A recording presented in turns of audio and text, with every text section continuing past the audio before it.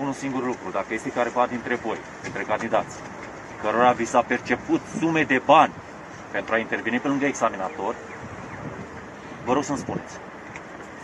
Vreau să vă spun un singur lucru.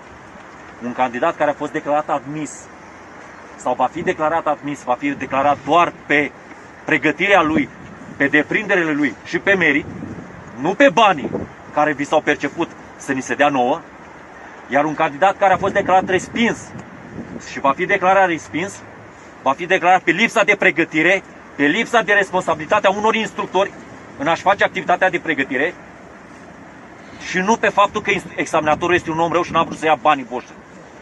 Ați înțeles? Vreau să vă spun un singur lucru. Pregătirea candidaților este la fel ca și în anii trecuți. Diferența este modul de examinare. Da? Dacă înainte când se lua șpagă erau mai mulți admiși,